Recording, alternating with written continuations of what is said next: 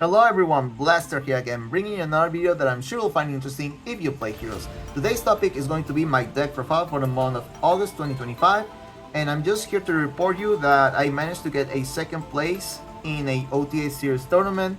You know, the ones where you actually have to give your deck list if you manage to get a top cut, and you also give more information because you may get an invite for bigger events further down the line.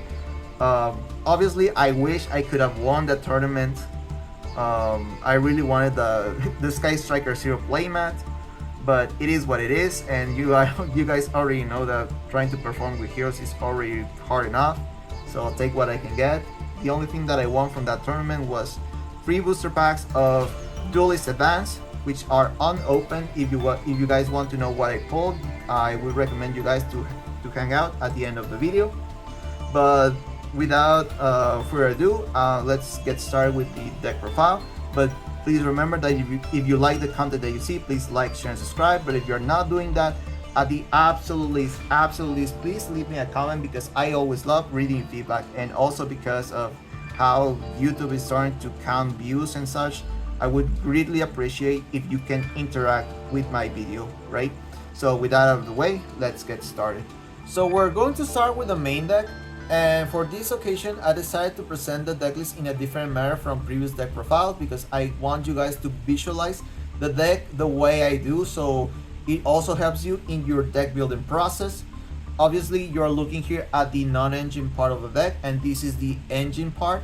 It's a 20-40 ratio, but even here we're dividing the deck into the starters and the engine requirements. The starters is also a clean 20, and the engine requirements is also a clean 20, which makes a total for 60 cards. And I know this may sound weird, because you will see some cards here that you would not consider them engine requirements, but let me explain. Right, in the engine requirement category, I also subdividing into 3 more categories, which is the conditional stars / extenders. That means that it's not a bad thing if you happen to open these, or at least in my opinion, it's just a matter of you knowing how to make them work. And you also have the redeemable brick category. That means that these cards do nothing by themselves, but it's not necessarily a bad thing if you open them, just as long as you open something else that makes them live, such is the case of Vision Hero Ferris, or like the Evil Assault, or Evil Hero Adjusted Gold searching into the Evil Assault. And in last and actually least at this point are the unredeemable brick category. That means that these are cards that you never ever want to draw into in your opening hand, because they offer no value, right? They usually offer no value in your hand, and you want to make them as low as possible, but we're going to talk about that in just a minute. So if you want to simplify the deck even more, I would say that this is the power of the deck, this is the consistency of the deck, and this is the protection of the deck.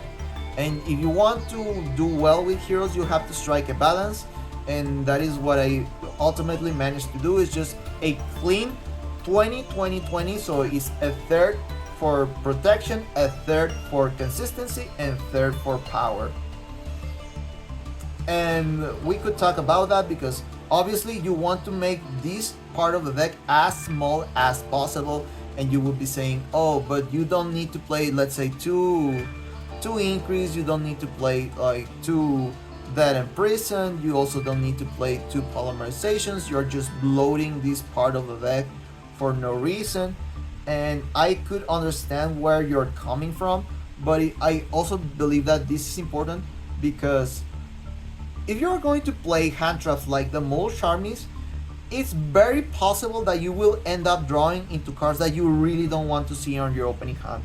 And the thing is that if you happen to open like these 2 and you're only playing 1 of each, you're seriously hurting the power of your deck, because you could potentially shut down your best stars / extenders. So that is why I'm playing 2, because if you happen to draw into 1, it's also very unlikely that you will draw both 2 in your opening hand, or while you're drawing into the mold charmis. And in regards of polymerization, is not I don't consider this card a brick. In fact, I wish this is a good card to draw into, so you don't have to rely on resolving effects like Bion and such, because you know that if you don't have access to polymerization, you have no access to your extra deck, the important parts of your extra deck. So, and it's going to be easier now with the release of the new Masked Hero support. Just a matter of waiting them for Konami to release that new support, and later down the line we could talk about what we could replace from here, so we don't hurt these other aspects of the deck and still improving the way the deck plays. So yeah, this is the engine part. And for the non-engine, I know you would see some questionable choices right away with like the DD Crow, but let me just explain why I'm starting to like this card more for this upcoming format, right? Because I just believe that Droll and Lockbird is not going anywhere, is not going to be limited or banned or anything. It's still going to be live and well for the format. So what we're going to see is that there are going to be more decks that will be able to play around this card. And if that is the case, you want to play cards that hit the alternatives, right? Because the idea is if you draw a Lockbird, your opponent is going to play around it, and most likely than not, they are going to use the graveyard to play around it, right? So that is when DD Crow becomes really important. And just to think about it, because with the new archetypes releasing like K9, they're going to be dumping the Lupus, and Lupus is not a dark or light monster, so you could say like you would rather play the Bestials instead. No, I really believe that DD Crow is the card that you want to play, especially because there are also other decks like the water decks and other, even like the Finsmith, right? Obviously you would say, well, you could have the Bestials for that, but you guys know that for heroes that is not a particularly good mix, because if you happen to summon something that is not a hero on a particular point of the game and such, you're locking the potential power of your deck. So DD Crow is as good as it's going to get for this particular deck, I'm afraid. And also you're playing like Ash Blossom, because not only it's a good hand trap for certain aspects of the game, it's also one of the few ways you will have to stop the Mole Charmis, which you are also playing yourself because you want to draw into these cards. And if you happen to not draw enough hand traps to stop your opponent, that is why you play Forbidden Droplet, because this is a board breaker tool, and it's also one of the best cards to play in Heroes, because you play so many cards that like to be in the graveyard, and you will likely going to open them if you draw them with the Mold Charmis. So it's a way to fix your hand, and also you're playing like the Crossroad and the Callbite to still stop the Mold Charmis yourself, or playing or still stopping the Drone Lover, because that is a very problematic card for this particular deck. So and the reason and I'm also not playing here like the Infinite Impermanence, but that doesn't mean that I'm not playing it at all, but we could talk about that later on. You could also like mix and match, right? Because in the tournament I was actually playing the deck list like this, right? I was playing 2 DD Crow, 2 Droll and Lockbird, and 2 Impermanence. Perhaps that is what you want to do. It's just that I feel like it's easier to visualize and understand if you see it this way. But yeah, this is the main deck part of the deck. Let's get into the extra deck, okay? So we're going to continue with the extra deck, and this is going to be very special because this is a continuation from the previous deck profile, where I told you guys that I'm no longer playing the Dark Fusion Fusions. So in order to compensate with that, I'm just playing other extra deck monsters that are really good.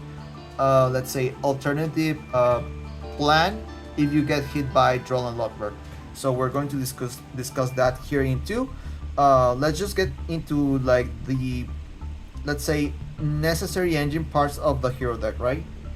Which is going to be the Shiny Neos Wingman, the Wake Up Your Elemental Hero, the Sunrise, the Masked Hero Darlo, Destiny Hero Dystopia. Perhaps this may not seem as necessary, but it's really good for the time rules and some other combo plays.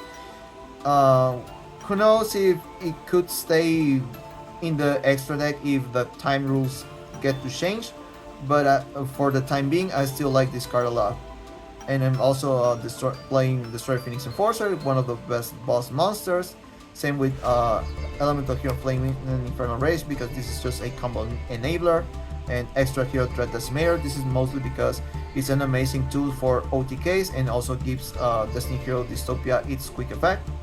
And also like Extra Hero Wonder Driver, Devicer to Crusader. And last but not least, for the non-hero parts of the deck, I'm playing SP Little Knight, the number 41 Baguska, and Chaos Angel. This was a last minute addition from for this tournament, and let me tell you guys, I really like this card in my extra deck. I really liked it. Honestly, I was debating what I wanted for my last spot, and I just decided to throw it in just because I honestly didn't expect this card to perform as good as it did. But I'm just glad that I actually did it, because people were not expecting this card and it was really good at breaking boards. Honestly, this came up whenever I was getting severely disrupted going second.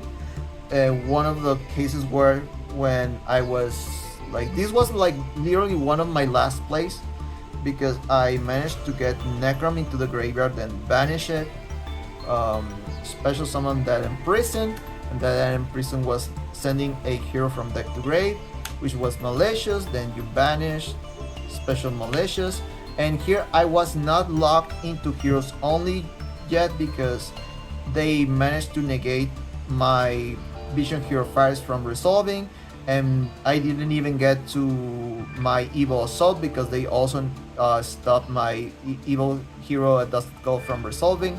So the last play that I did was like Synchro Summon into Chaos Angel, and it was really disruptive because my opponent couldn't stop the Chaos Angel because I made it using a light and a dark.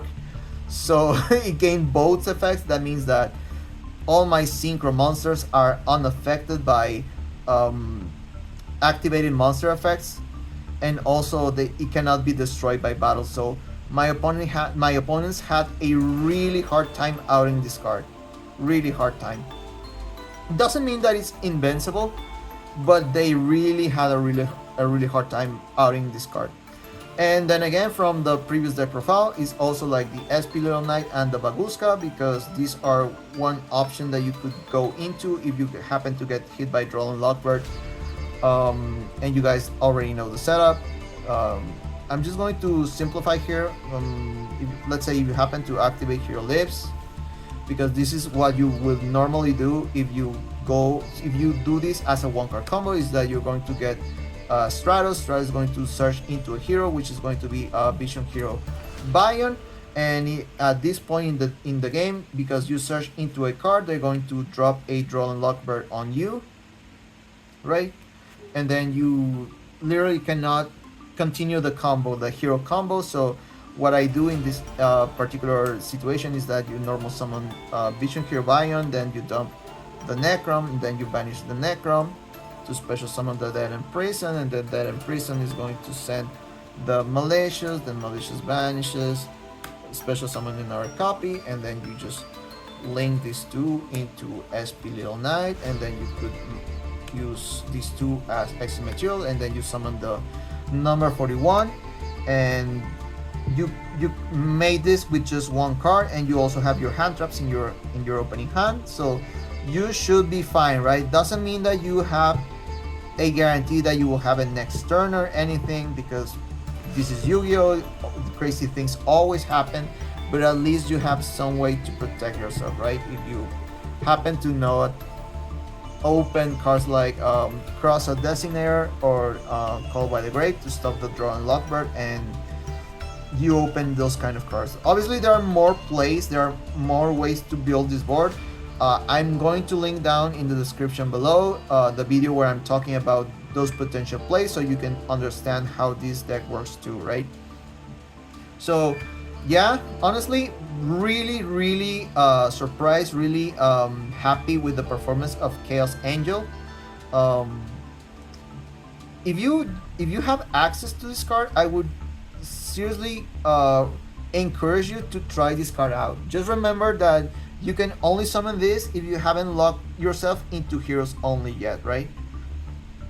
Honestly, you will be surprised how much that happens. Like, there will be a lot of times where you are not locked into heroes only because your opponent was very keen on negating very specific effects that were locking you into the heroes. So yeah, we're going to go into the side deck part of the deck. So yeah, we're going to now go into the side deck. There have been some changes here, and probably there will be more changes down the road because I'm still figuring out the format. But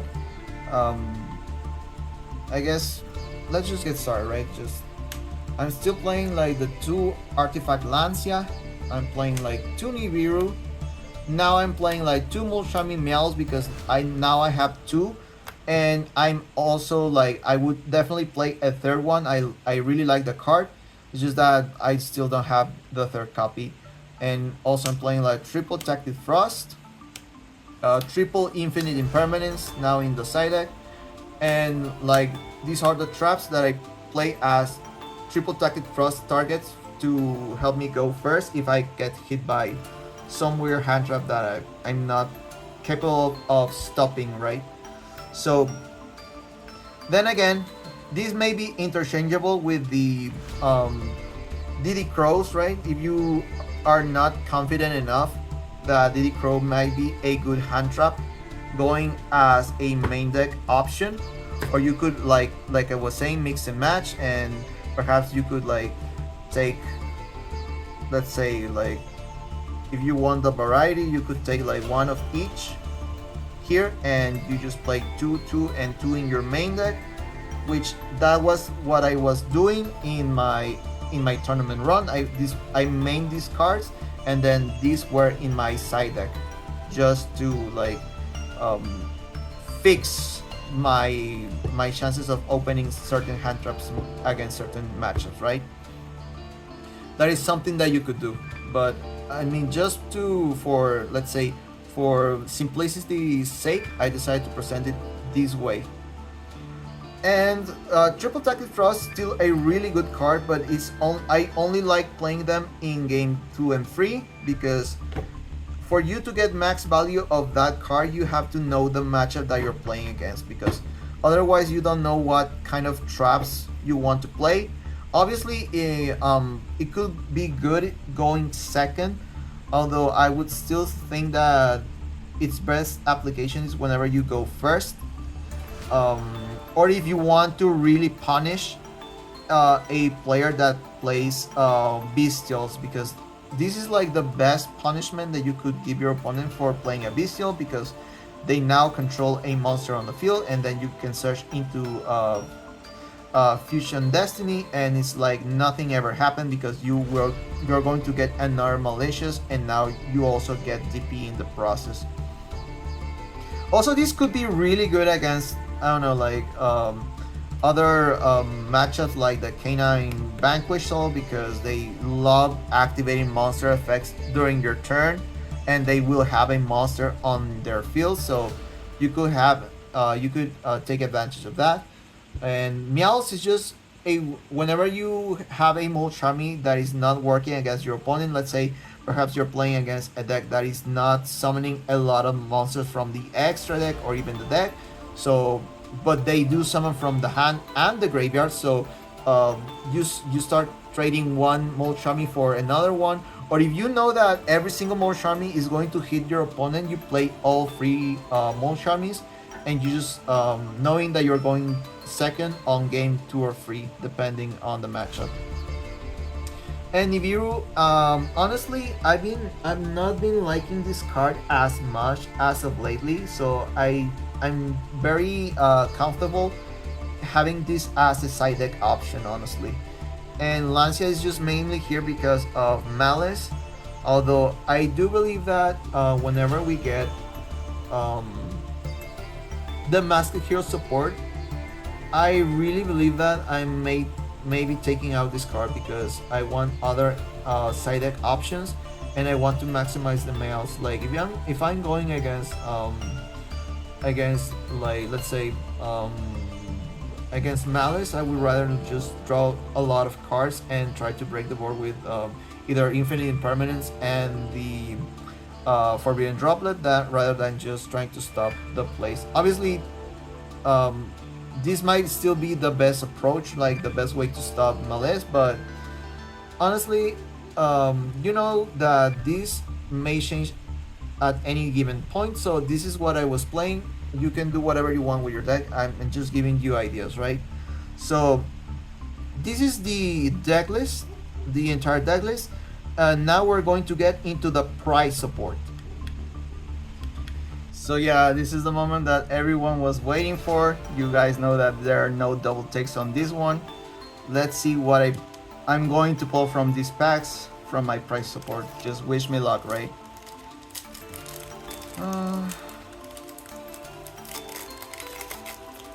Hopefully something good, right? Well, nothing here, sadly.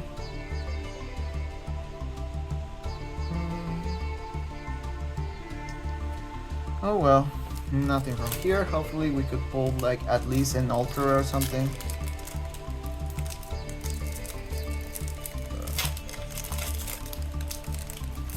Let's see here. We pulled.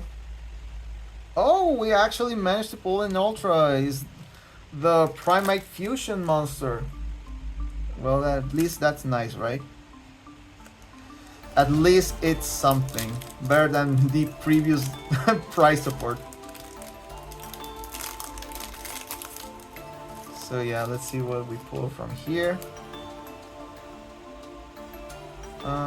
Nothing, right? I mean, this is not a bad card. I've seen people playing this deck and actually doing like actually topping with this deck, so might be good.